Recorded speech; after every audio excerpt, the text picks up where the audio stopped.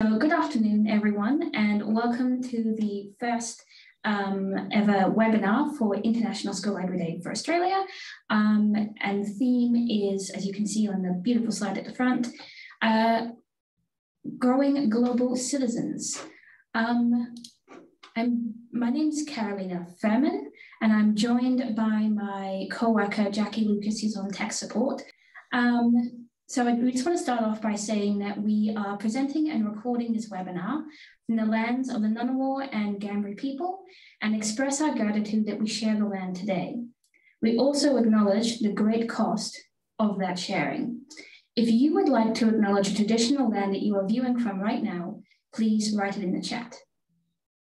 As I said before, our theme today is growing global citizens, and we have with us 4 accomplished speakers who will together build a picture of how school libraries grow global citizens. We have Dr. Kay Oddone, lecturer in teacher librarianship at Charles Sturt University, Marley Jorm, teacher librarian at Melbourne Copeland Secondary School, Will Kostakis, award-winning author of The First Third, The Sidekicks, The Moments Duology, and The Greatest Hit, and Holly Godfree, campaign coordinator with Students Need School Libraries. We will have time for questions at the end of all the presentations, after all of the presentations, so at the very end. Please feel free to write your question in chat, and we will come to them at the end of the talks. So up first, we have Dr. Kay Oddone from Charles Sturt University. Kay is going to talk about how teacher librarians are essential in developing global citizens and play a crucial role in fostering information literacy. Thank you, Kay. Thank you so much. I will just share my screen. Okay, hopefully you can all see my slides now. So when I was preparing for this presentation, it's actually quite funny because I'm actually between jobs. I'm starting my new job at CSU. I'm very excited on the 1st of November. And I finished my contract finished last week. So when I was putting this together, I feel like I may have been reading a little bit too much BuzzFeed because in my free time that I've suddenly got, because when I came up with the heading, I thought, well, it works for BuzzFeed. So 5 compelling reasons why every student in the 21st century needs access to a TL and a school library to grow global citizens is what I came up with. So let me just, I'll just close that little window. So when I first started, I was thinking about going back to the very beginning and thinking, what is the manifesto for our school libraries? And when I read it, I was like, well, this is basically a go-to. This is what school libraries are all about, and about raising global citizens, because it talks about lifelong learning skills, imagination, and enabling students to live as responsible citizens. And in today's society, that means being a global citizen, a successful global citizen. And I believe strongly that school libraries can and do have the potential to do this every day. But that's easy for me to say because I'm really passionate, obviously, about school libraries and what school library staff offer to the school community. And so when I was thinking about what I wanted to talk about, I was thinking about how days like today give us a chance to celebrate all of the amazing work you guys do in school library land and to celebrate. And I know that you will learn so much from the amazing speakers that are lined up for today, but it's also a day to make sure that we let as many people as possible know and have the opportunity to learn about why school libraries and library staff across the world are so important. And so I would like to share this presentation with you today, but also I've made these slides available along with some research on my blog so that if you choose, you can share this message throughout your school community and beyond. So there's printables there for you so that you can print out and hand over to your principal or whoever might be needing convincing. Hopefully no one, but if there is, then that's there for you also. So let's begin on these 5 compelling reasons. The first being that global citizens have well-developed general capabilities. And I think you're probably already knowing where I'm going here, because when we look at the OECD PISA Global Competence Framework, we can see massive alignment and synergy with the global capabilities outlined by ACARA. And in particular, the intercultural understanding, ethical understanding, personal social capabilities, and critical and creative thinking. Now, because the teacher librarian is not directly responsible for any particular specific subject area, they are in a prime position to work with students at every stage of their learning journey and to embed these general capabilities, and in doing so, develop aspects of global competence into a wide variety of aspects of the curriculum, and to support teachers in integrating these across subjects and over time, because the developmental nature of general capabilities mean that these aren't something, and you already know this, but these aren't something that students complete a lesson on and suddenly know and understand. And TLs have that opportunity to continue to work with and build students' skills over years as they connect with the students and they go through their year levels, and they're able to assess formally and informally and provide feedback to the relevant teacher at various points in learning. So this is the first reason why a teacher librarian and having a well-structured and collaborative relationship with teachers is an essential thing for raising global citizens. The second is that global citizens are inquiry learners. And again, I know that I'm probably speaking to the converted and telling you things that you already know, but I wanted to really go through these from that frame of and lens of the global citizen and the global student, and how we can advocate for the things that teacher librarians do every day in a way that enables people to see how we are contributing to this really important part of developing students. So rigorous research through the inquiry process requires students to develop many skills identified as underpinning the general capabilities, including, but not limited to, creativity, critical thinking, reflective thinking, collaboration, communication skills, presentation skills, teamwork, independent learning, self-discipline. All of these skills are things that global citizens need and which underpin general capabilities. The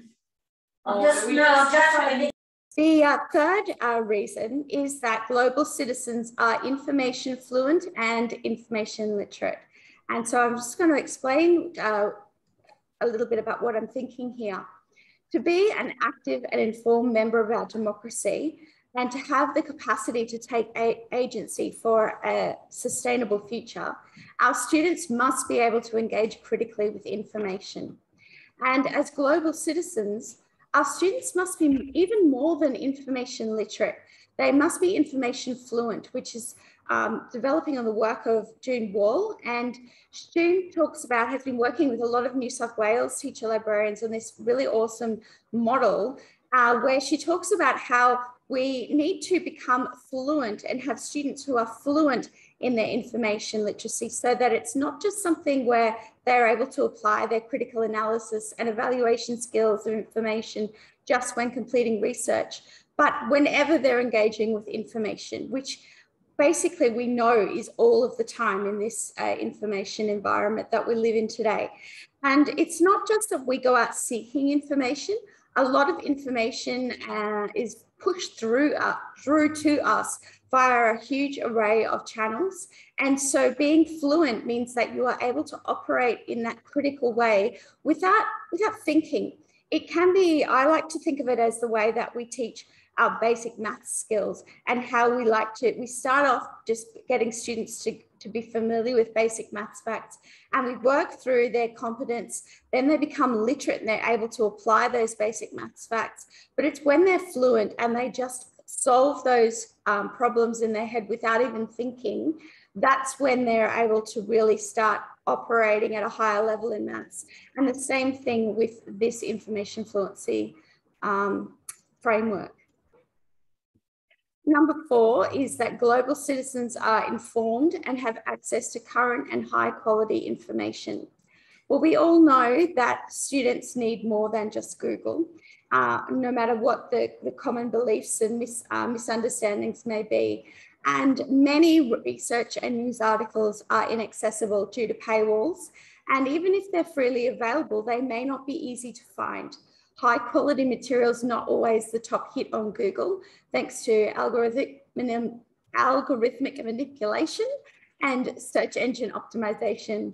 And so I think that what is really important to raise here is that Google is something that, yes, we can all access, but TLs teach students not only how to access Google effectively, but how to access databases and they also maintain appropriate collections and teach students how to use these resources. We cannot just assume that just because some information is available on Google, that students don't need libraries and library stuff anymore. And I know you guys all know that, but I just wanted to put it all together in this package that really sells that idea of TLs as enabling global citizens. The final reason is that global citizens need a safe space to research and discuss provocative issues. And I'd like to shout out to Nina Morganti, who got me thinking about this. Nina is a wonderful educator who works at the Global Education Centre here in Brisbane. And she really started me thinking about this a bit more deeply. The thing is that our world and our global society is really complex. And it's not always easy to understand, and it's not always a very nice place, and sometimes it's confronting. But we can't just turn away from those things. We need to work through them. And libraries are a safe space where my tongue today, I'm so aware of time that I'm just speeding through and tumbling over all my words. Provocations and controversial issues can be discussed and explored. So the library, as Laurie, and I think I saw Laurie is here today, has said it can provide a third space for students where they can consider and create their own view on what they're presented with by their teachers in the classroom. The library is a space that's neither classroom nor home. It can be that space where they know they can access unbiased and balanced information without judgment. And it's also a comfortable and informal space to learn. It doesn't have the desks and the structure that may exist in a classroom. And so it really does lend itself to helping students, give them that space they need to mull over and to discuss and debate these complex issues that we need to in order to become a global citizen. So in short, basically global citizens need school libraries and qualified library staff, no matter whether or not they're teachers who are global citizens or baby beginning global citizens in prep. It doesn't really matter where they are on their journey to become and be global citizens. We all need access to these libraries and to the qualified library staff who are able to support them. And so I've just included here the references. These are all accessible on the blog in case you wanted to read more deeply about any of these things. And if you have any questions or want to chat further, you can always find me on Twitter. I'm pretty much always there. And my blog is linkinglearning.com.au. If you just Google that, it should come up straight away.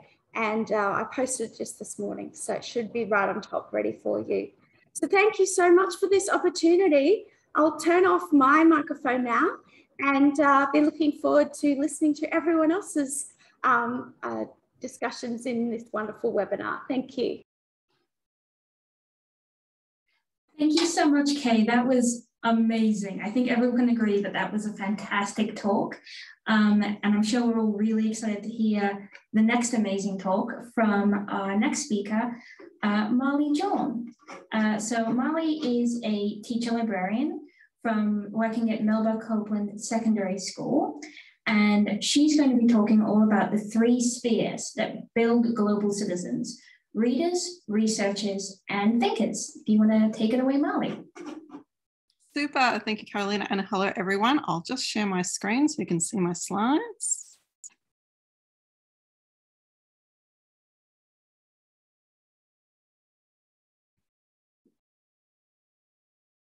Super. So while this is loading, I'll say it's wonderful to follow on from Kay, because Kay has such a great insight into current research and everything that's happening at the moment. And it's really nice to be able to work from her work and then take it into the practical space of actually running a school library. And today I'm going to talk to you about the 3 spheres of library skills, which is how we have taken the research and we have adapted it into a program at Melba Copeland Secondary School. So hello, if I haven't met you before, my name is Marley. I'm the teacher librarian at Melba Copeland Secondary School. It's a high school campus. I'm in the library there at 7 to 10. We also have a college campus, 11 to 12. So I have a whole lot of resources on the 3 spheres. This is a QR code to it. I'll also put this up at the end of the presentation if you'd like to have your phone ready to snap the QR code, and I'll show you the resources as we go through the presentation. So obviously, how do the 3 spheres of library skills support children's development and prepare them to become global citizens? So we know that engaged library users are engaged global citizens. And our job at Melba Copeland Libraries is to provide a structured learning environment which scaffolds students to achieve success in the 3 core spheres of library skills.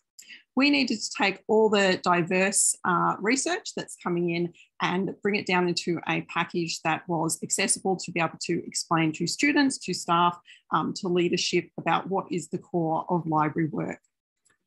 And the 3 spheres are that students are readers, they are thinkers, and they are researchers. And this is the poster I have for you that is in the shared Google Drive. So the first sphere, and probably the most important one, is readers. We know that students can't achieve success in all of their subjects unless they are literate. And it can easily be one that I think becomes overlooked when we are focusing on all of the academic skills and the research skills. But really, this is the one that underpins all of the work. So we know that students who are successful readers have a positive self-image as a reader. They engage with a variety of texts, they read for pleasure, and they exemplify being a lifelong learner. So we know that students who read for pleasure have improved literacy, wellbeing, and academic outcomes. It's such an important one because reading for pleasure can often be seen as a soft activity, something nice and quiet to do, whereas really it's a hugely academic and very important thing for students to do. And we know that reading for pleasure is what actually gives us those big literacy benefits, because of course the only way to get good at reading is to read, and the best way to do it is with text that you are engaged with and enjoy. So readers are also adaptable. They're able to engage with a variety of texts. This doesn't detract from students self-selecting, reading for pleasure. That's obviously very, very important, but they also do need to be exposed to a variety of different texts, different formats, from academic journals to outsider authors. And students who are readers have a sense of wonder and curiosity about the world. They gain intrinsic joy from discovering the world around them.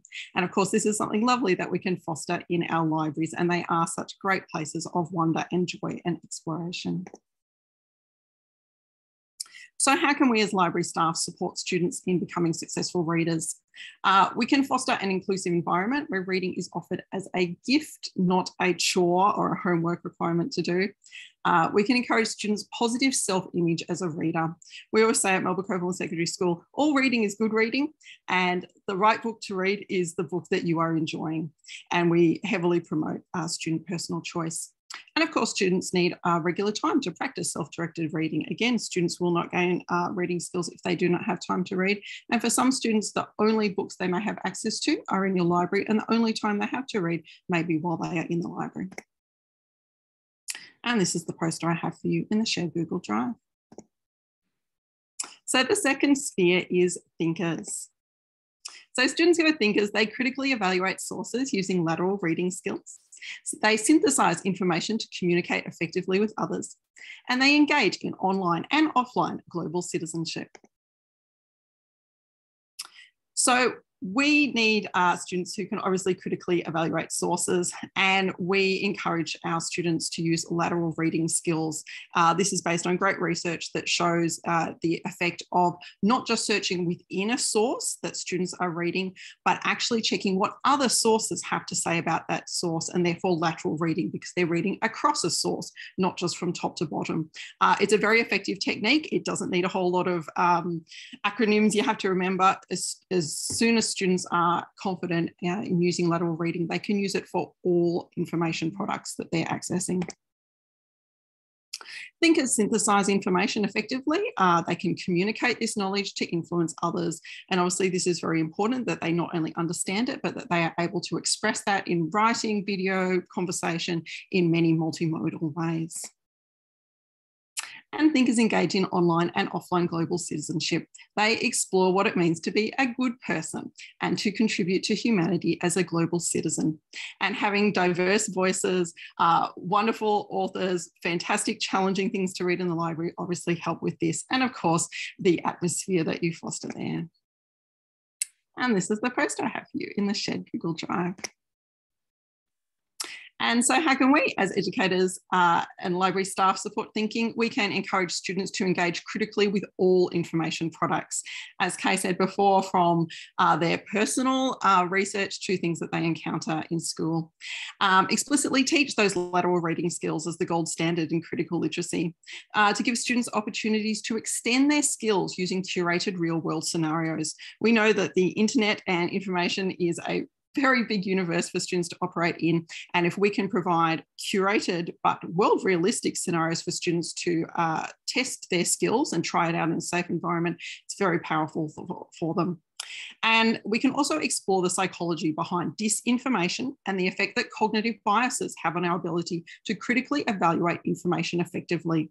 There's great research that shows that we can inoculate students against disinformation by making them aware of the cognitive biases and the processes that work there and why people are susceptible to this information. And our final sphere is researchers. So students who are researchers recognise the evolving nature of human knowledge. They know how to research successfully and they value academic scholarship.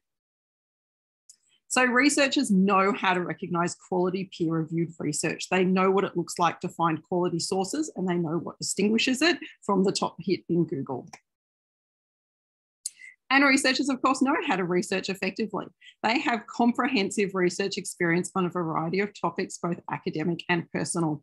And of course, as Kay said earlier, this isn't something that you can just teach once. Students really do need sustained experience in researching. It really does need to be quite comprehensive because it's a very complex skill. And researchers understand the evolving nature of human knowledge. They are able to update and improve their hypotheses and understanding of a subject. So they're not fixed, they are open to learning new ideas all the time. And so how can we, as library staff, support researchers? We can offer our students regular opportunities to practice and develop their research skills with feedback and support. We can make use of space practice, or as a good educational practice, to help consolidate their skills effectively. Again, it's not something they do at the start of year 7, start of year 12. They do need to consolidate these skills. And we can scaffold these students to ensure engagement and success. Research and referencing are not super fun topics. No student is super excited to learn about those, but we can certainly scaffold them so they can be engaged and have success. And things we can do is things like utilising gamification and humour to promote that student engagement. And this is the handout I have for you there. And I have one here about 3 spheres for educators to pop up in your staff room.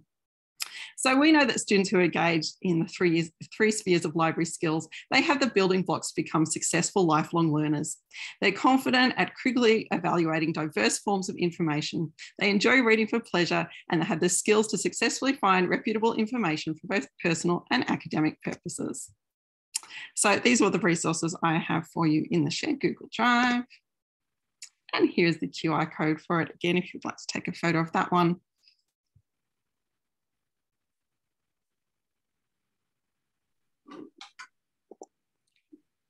And you can always contact me if you have any questions or further feedback. Thank you so much.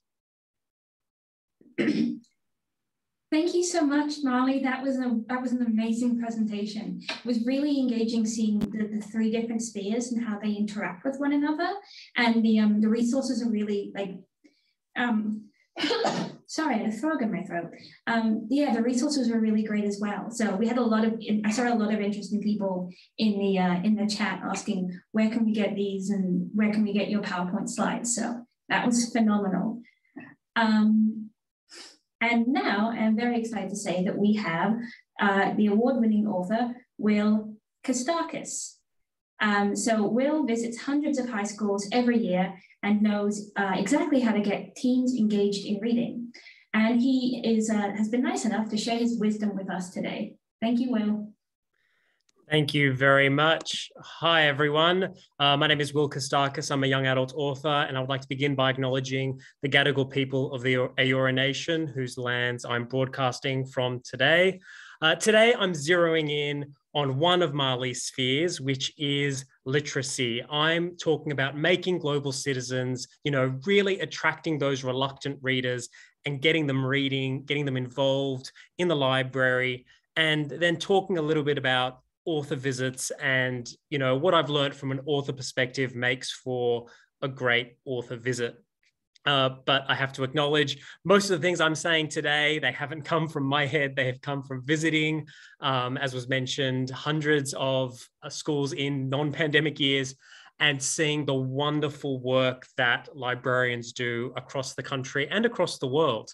But just quickly about me, I'm Will Kostakis on all social media, and you can email me if you want to tell me I've said something wrong, or if you want more information or anything like that. If you need any help engaging your readers, I'm happy to be as involved as you need. But yeah, I think they're just my books, but self-promotion, who cares? The main thing that I want to sort of zero in on today is that reading is so much more difficult now than it even was, 15 years ago when I was in high school. There are so many competing pressures on student time, video games, mobile phones, all those sorts of things that we didn't really have to contend with. That is what students are sort of wrestling with. And so I don't want you to see it as, you are in competition with something, but we're all in competition with something. And when you think about, I used to work for 9MSN, which was the digital arm of Channel 9. And when we were designing an app, we were designing the little things that made the apps really addictive for people. It's like when you have Twitter on your phone and you scroll down for it to reload, that little moment where it reloads, that's actually unnecessary. The phone in the background has been reloading tweets for you. But that delayed gratification, that makes you want to stay on their app a little bit longer. And then when everything loads, dopamine hit. And so that is addictive for adults. Imagine what it's like for teenagers and for kids who don't have that technical literacy. Books don't do that, but, we need to make sure that we are working overtime to get kids into reading in a really big way. So how do we do that? The first thing, I've been talking about kids and teens, but we have to remember that teens are not a monolith. So please make an effort, talk to your students, ask them what media they are consuming and how much. Include social media in this discussion. As much as we want to say that Twitter and Instagram and TikTok are rubbish, like going into the conversations by saying, hey, that thing you value, I think it's garbage. We're offside there. So be careful not to dismiss it as much as you desperately want to sometimes. It's all about sort of meeting them on their level, finding out what their interests are, because once you know their interests, that makes it a lot easier to recommend books to them. The amount of teenagers I know who are like, oh, I love Fortnite, and there are no books like Fortnite, where it's like, hello, like off the top of my head, you could go Hunger Games straight away. So make sure you think about their interests and let them, if they say a word that you don't understand, let them educate you, because what you can learn from one teen, that can help you with the next and the next. A big thing that I've seen across the country that works really, really well is encourage all teachers, not just English teachers, to model reading inside and outside of the classroom. Whether that means getting that really, eccentric maths teacher that no one associates with reading to get up in assembly and deliver 5 minutes on, hey, here's this really kooky book that I like. Those little things that show us that reading isn't just like the porridge that your English teacher forces you to eat. Yeah, making sure that is a part of the school culture is really, really important. And making sure that teens see, adults reading, that's really important. So if you've got a quiet minute in the library, pick up a book they're reading, even if it does strike you as a bit trashy or whatever, doesn't matter. So long as you're reading, they see you reading, it all works out in the end. Add young adult books to your reading diet, and not just young adult books that were written 20 years ago. Really strive for the more common ones. Also making sure that, you're not just reading those adult books that are, designed to appeal to teenagers on a curriculum like, say, the Jasper Joneses of the world. Make sure you talk to teens about the books that you like, but also talk to them about the books that you dislike. One of the most controversial, people act like it's controversial. I don't think it is, but we need to normalize disliking books. Some books, not all books, because the thing is, if a teenager reads a book they don't like, and I mean, I was a nerdy, bookish teen, I read a book I didn't like, and I was like, even though I'd read so many books in my history, I was like, oh, okay, I don't like reading anymore. Everyone had said this would happen to me, and it's happened to me now. Whereas, we don't want teens to encounter one book they dislike and misinterpret that as disliking reading as a whole. Encourage audiobooks. If your school library doesn't have them, the local library certainly does. I don't know about you, but in lockdown, I found it really difficult to read, even though I had more time to read. It was this really weird thing. I had no motivation. What really helped me was audiobooks. I would go for a walk and I would just listen to an audiobook. And that actually made me want to pick up a hard copy book as well. So I became that person who was reading 2 books at once when I never was. So encourage, and reluctant readers who need to read along with a book, try to make sure that your library has audiobooks too, so that reluctant readers and readers who, don't really have strong reading skills can read along with audio. Bite-sized appetizers make reading so much less daunting, and they hopefully encourage readers to search out the sources. So photocopy samples from books, one page that you really love from a new YA novel, and, distribute it to English teachers or leave them around the library, because, a small paragraph like this is nowhere near as daunting as a book that's this thick. So little things like that get them hooked into reading. Hopefully that's a pathway into reading more substantial texts. Anthologies are great for that too, because, the idea of reading a really chunky book can sometimes feel like too big of a task. But if you tell them, hey, every chapter in this is a different story, so if you don't like it, you can flick to the next one, or you can just read 2 or 3 stories from this. You don't have to read the whole book. The aim is to get them reading. Reading is a habit, and we have to sort of get into it. And the more we read, the easier it becomes to read more and more. Now, I call it creative reading. I'm sure there are other words for it, but we want to make sure that students are active in the creation of meaning. Use reading to inspire them. So now we've all heard of the make a book trailer thing, which, a lot of primary schools have used great sort of effects, but we can even move beyond that now and find teenagers where they are. There was a school in Connecticut in the United States that used one of my books. They set it in class and they told the students, okay, you have to make a TikTok summary of this video. And so, the teens are on TikTok. They understand the language of making TikTok videos, and they had to condense a scene from the book into a TikTok. And the thing was, they then showed those TikToks. They kept them within house, but they showed those TikToks to other students to get them engaged in reading. And so that's something you can do over your school's social media, or distribute them in other ways that are safe sort of for students. This is an oldie but a goodie. Redesign a cover. I had one teacher in regional New South Wales who would put the older books in like a brown tuck shop bag. And, those are the books that had the really dated covers that, teenagers didn't want to go near. But, encouraging the more artsy students to read the book and then use that book in the creation of a cover, that will not only get their friends reading because they want to see what their friends have done, that will hopefully appeal to other teenagers. Something else, big movement at the moment, is fan fiction, and it has been for some time. Encourage students to write fan fiction based on a book. That means they have to read it and maybe take a character out of it and write a chapter from their perspective. That's actually doing the sneaky thing of preparing them for English questions that are similar, but also it allows them to create work, slap it to the end of a book, either tape it or just distribute it when students come in and borrow a particular book. That way, the young writers in your library will feel like, oh, I'm published. And, you know, the students, you know, there'll be something extra, you know, when they come to a book, something they can only get in your library, and it makes that a little bit more special. You can also, I've seen this at some schools, they gamify reading, where group cohorts or classes, you know, they put into teams and they score points for every book they read and review. And there are rewards at the end of term, like a pizza lunch. The big thing that I've seen work really well is if schools shy away from scoring texts that are more difficult, that ends up sort of shaming the kids who don't have, whose reading ability isn't where it should be. Instead, encourage wider reading. Be like, okay, this week, 2 extra points if you borrow a fantasy novel, or if you read an autobiography, or if you read a novel written by a woman, a novel with a queer protagonist, something like that, that really encourages them to read outside sort of what they're reading, which is usually, hey, I saw this on Netflix, can I read this book now?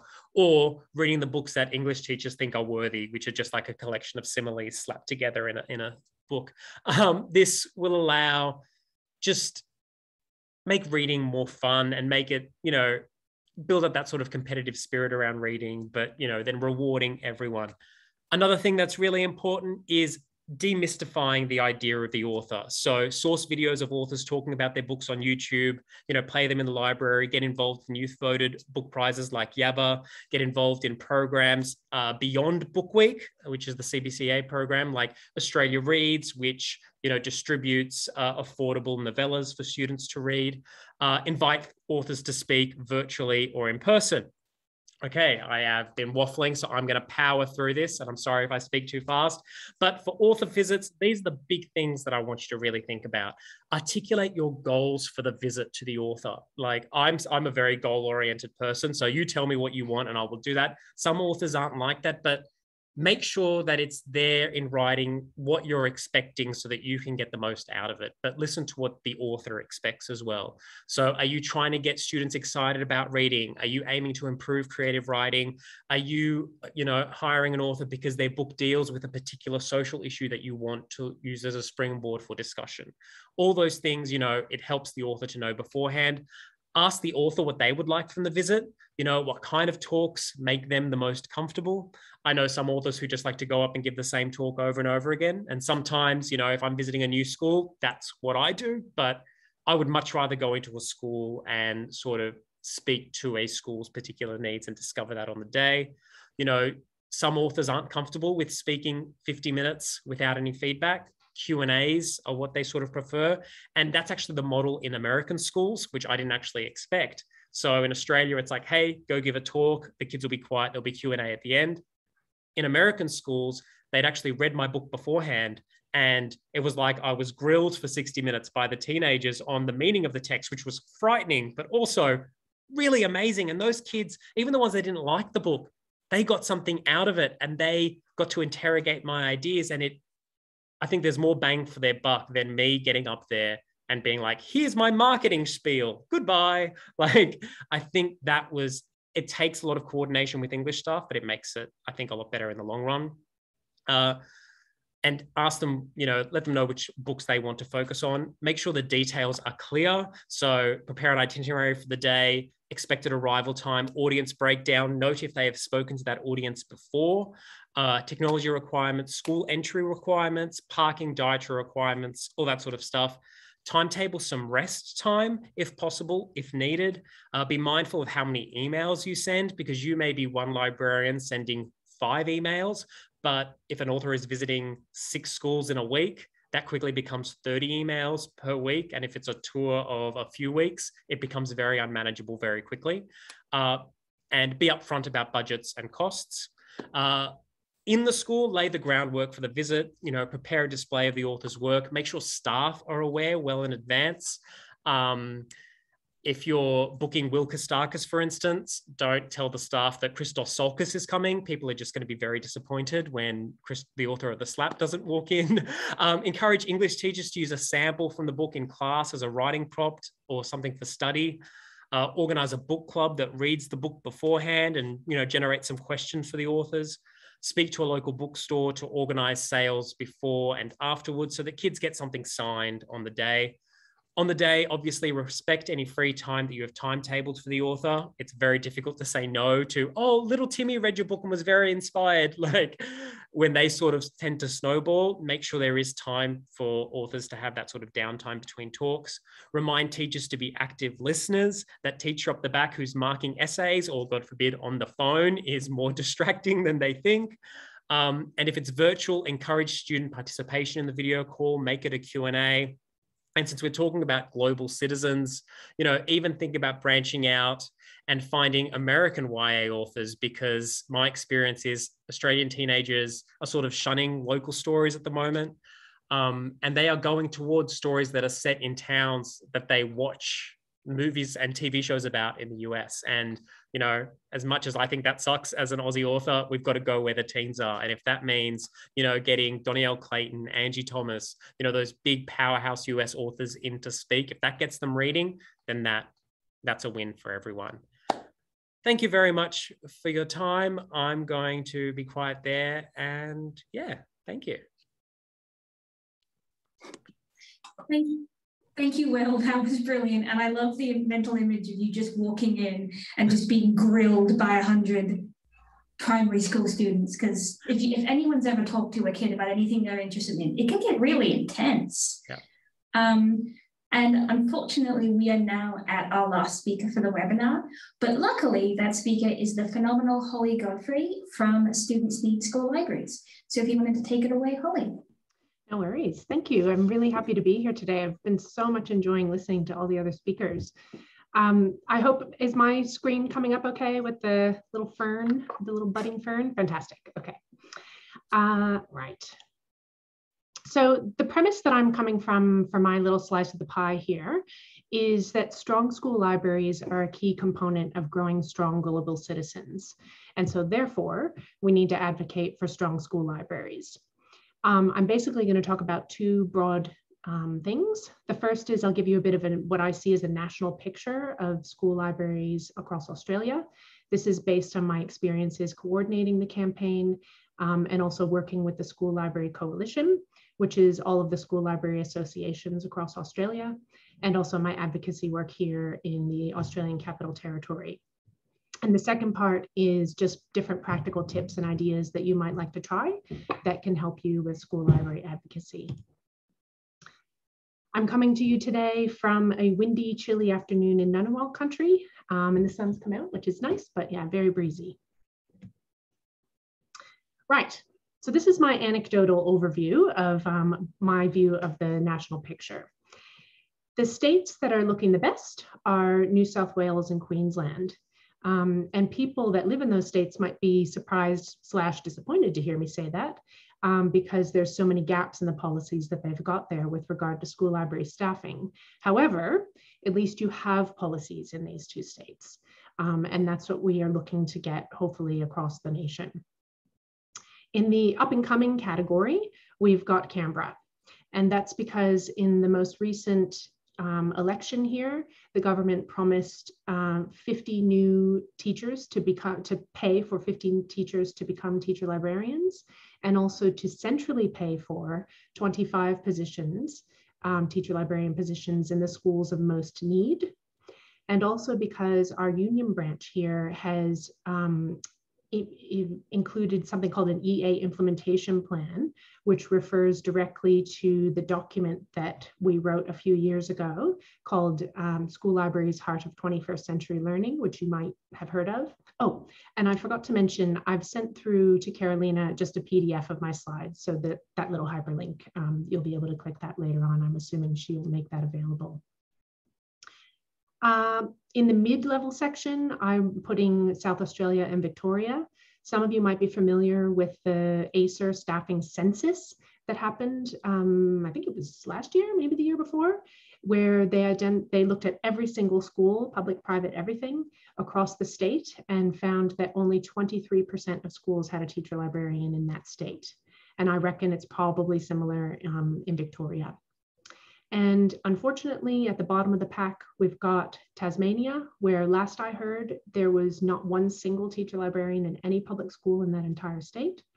Northern Territory, which I think maybe might have 1 or 2 qualified TLs in the state, in the territory, I should say, and WA, which is in strife. And in one of the articles about Margaret Murga's recent research, it was identified that there was not 1 single teacher librarian in any public primary school in the entire state. This is a little bit of data that I worked on with a statistician, where we were crunching some numbers with the SoftLink staffing survey that comes out annually. We did the 2017 year, and we were sort of cross-referencing that with the 2001 staffing recommendations from Learning for the Future. And as you can see, it shows us clearly that the vast majority of Australian school libraries are significantly understaffed. Now, I've put this slide in case you're feeling overwhelmed. We're just going to pause and take a deep breath, have a little calm moment before we go on. Okay, I would argue that these 4 things are essential components for a strong school library. And if a school does not have these 4 things, I contend that the school library cannot and will not meet its potential for positive impact on student learning. This is important because sometimes we paint a picture of what's possible. And if you're not fulfilling that, people might say, well, hang on a minute, I thought that school libraries could do this, this, this, and this. And I'm saying to you that if you haven't got these 4 components, you can't do it. You can't do that best case scenario. So that first one about the right people, what I mean by that is that the people that work in a school library need to be top operators. It's a complex place to work. The people that work in there need to be smart. They need to have good social skills, they need to be organized, and they need to be proactive. The qualifications are self-explanatory. You need to have the technical knowledge that is required to do the jobs correctly and well when you're in a library.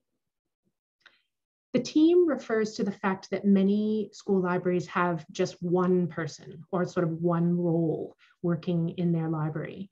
And I would say that if you only have a teacher librarian or you only have a qualified library assistant, say, then that simply cannot run the full suite of services that the team of staff together can run. And the final element about time refers to the teacher librarian's timetable for lessons, which needs to have flexibility for those just-in-time lessons, as well as, of course, time for collection management and collection development. Okay, these next 3 slides are outlining what I see as the 3 broad categories of school libraries. So the best case scenario is represented by this glorious tree. The school library services are branching into all areas of the school. Schools like this would have a team. They would have a teacher librarian with a flexible timetable. This school library service would have a direct or indirect impact, positive impact, on every teacher, every student, every lesson, every day. And they do that by saving people time, by resourcing the curriculum, and a million of other things that a school library can impact in a school. The students in these schools are thriving, and obviously there's a mountain of Australian and international research to support that. And of note, that positive impact is independent of the student's socioeconomic status. So that's our best case scenario. And my guess, I would estimate that this is probably happening at maybe 10 to 15% of Australian schools. Here's our next category. This tree has been heavily pruned. I'm calling this the hands tied case, meaning that you're trying to work with your hand tied behind your back. So this might be a school with a qualified teacher librarian who has no support staff, and maybe they work part-time and they have a fixed timetable and very little resource management time. The services at a school like this are patchy, they're minimal. Maybe they're just providing release time. So there's no team teaching, there's very little team planning. The lessons in the classroom are not as rich, and the teachers are often overloaded with work that they shouldn't have to do. What does this feel like for the library staff? It's uncomfortable. It can be overwhelming pressure. You're rushed, you're always scrambling, you're running all day. You probably feel guilty and unhappy because you know that you're not meeting your potential as a professional, and that the students ultimately are bearing the brunt of that. So what is the impact of this? Well, the students are still learning, the teachers are still teaching, and their teachers are probably really, really good at their jobs. But It's like they're cooking meals with only stale ingredients. So those young people are going to grow, but they're at an obvious short and long-term disadvantage compared to the students in the best case scenario school. And there's also an increased workload for teachers. And I personally want my children's teachers to be happy and rested and contented, not stressed and overloaded. My estimate is that maybe 40–50% of Australian schools are operating here. And here's our final category. One is what is all too common right now. And I reckon, again, maybe say 40–50% of all schools across the country are in this situation. So this is the school library being run by unqualified staff. Now, these are good people. They're caring. They're working hard. I was one of these people myself for 6 years. But the fact of the matter is, they simply cannot provide the full, complex, glorious suite of services that a library team with a teacher librarian can provide. So this library is probably stuck in a tiny disused classroom. I went into a school library like this not long ago, and the book on the display stand was for the Sydney Olympics. What is the impact of this? The students are not reading much, unless, of course, they have a lot of reading happening in their homes. This, of course, has a negative flow-on effect to all learning areas and also exacerbates social inequalities. These students are typing questions into Google instead of using good search terms. There might be some vulnerable kids that are walking alone in circles around the playground every day, just trying to look like they're doing something because they have nowhere to go. New items are being cataloged incorrectly, and so on. Breathing in, breathing out. Now, we ask ourselves, what are the things we can control? What are the things I can influence? First, consider what scale of influence do you want to target? Your school, your region, your state, the national level, keeping in mind that they actually all overlap in the end.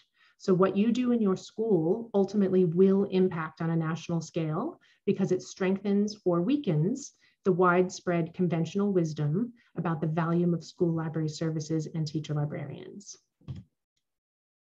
Okay, tips. These broadly fall under the umbrella of building your brand. Cliche, I apologize, but it's true. What are you known for? What do you want to be known for? What is your library associated with?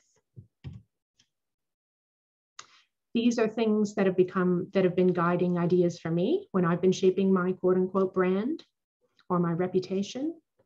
So what can you do in your context to consciously build your reputation? A small example.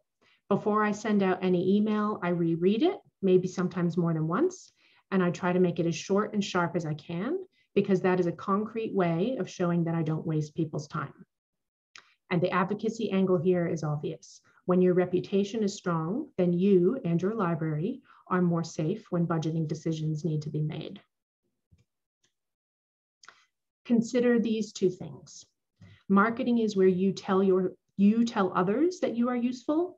PR is where the word on the street is that you are useful. So other people are saying that about you. Choose a information literacy framework. I don't particularly care which one. Big Six, Guided Inquiry, that new one being developed by June Wall and the New South Wales people looks fantastic. Fossil, doesn't matter. But whatever you choose, use it explicitly with your big projects and also implicitly with smaller ones. Openly discuss it with teachers, with students, with senior executives. Personally, I have this chart hanging by my desk so that when students are having a hard time, I refer to it and to normalize the confusion and the doubt that are part of the research process.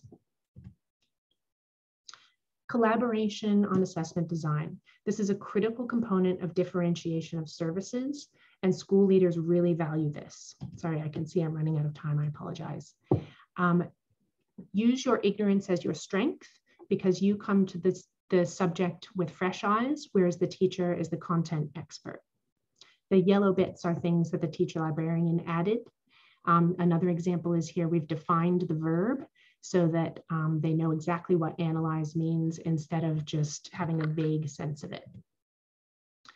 Reading. These are two of my really boom kind of books that I've read recently. I'd recommend to you. Sharing Up, good news emails going upwards to your principal. My colleague Lori is really good at this. Just, hey, look, this is a great thing that happened. Did you know that? There you go. Regular meetings with the principal. We meet with our principal once or twice a term. It puts ourselves on their radar, and it proactively, we offer our insights, and we also find out what their current interests and concerns are. And join. School library people are often isolated, and while these groups do cost money to join, it really is the only way to make progress together. If you haven't looked at any of the Students Need School Library resources, I recommend you start with this video, and that'll get you started. And, oh, it's playing the video. Ah, sorry, didn't want to do that. Here's my final thought. This research says that we actually only need to get 1/4 of the people in a community on board to change a social norm. And that's actually really doable when you think about it like that. So who can you identify in your school? Which groups can you strategically target to get to that 25%? And we've done it here. Working with our union here in Canberra, you can see in the last election, there was only one item that all the major political parties agreed upon. Thanks for listening.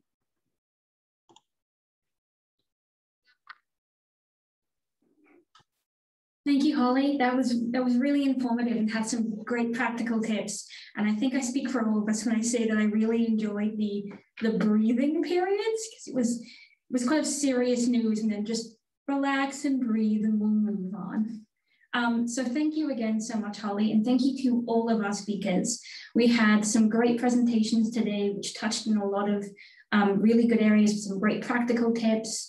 I think a couple of our speakers spoke about the benefits of gamification and just letting students pick what they want to read. And if they don't like a book, then offer them another book or suggest something else and get engaged with them. So we do just have a couple of minutes for questions. We had a few in the chat, but luckily most of the other people in the chat answered those questions. So thank you to all of those lovely people. But we did have one for Will from Claire. So I don't know how to pronounce your last name, sorry, Claire Borges. Did you want to turn on your camera and ask that question, or did you want me to ask it for you?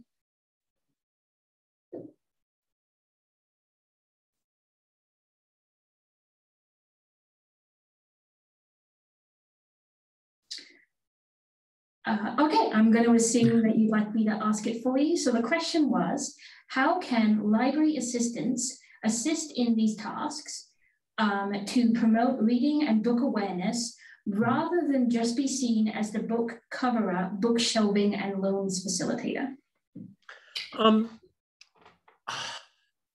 I think it's just about building that relationship with sort of students, whether that is, even if your tasks are, you know, the shelving and sort of the day-to-day tasks, it can be something as simple as wearing a certain pin. For instance, I have a friend who has transformed her school library into a safe space for queer students and queer readers and that all started from wearing a rainbow pin on her lapel one day.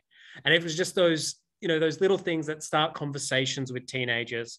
I find that the more sort of overwhelming we are, we're like, read, read, read. Teenagers are like, no, no, no. So, but just the little things that let them see our humanity and the little ways that we connect with each other. If you cultivate, you know, this idea that the library is a safe, fun space for teenagers to come to and that they feel welcome, then they will want to start those small conversations with you. And when you have those small conversations, you know, bring up what you're reading, you know, what you're shelving, what others are reading. There are always opportunities to make those connections. And even if you just make that connection with 1 or 2 or 3 students, you know, in a year, those might be those 3 students that aren't, you know, having those connections elsewhere. Yeah. And I think as well that ties into what Holly was just saying about you only need 1 in 4 people in a community to change a social norm.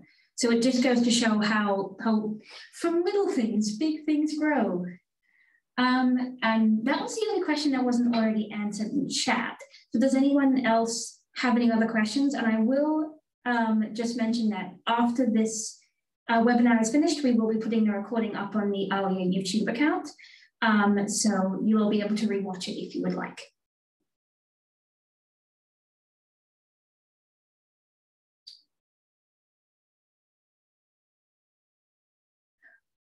Okay, I'm going to go ahead and assume that each of the presenters was so thorough and detailed in their presentations that there are no further questions at the moment.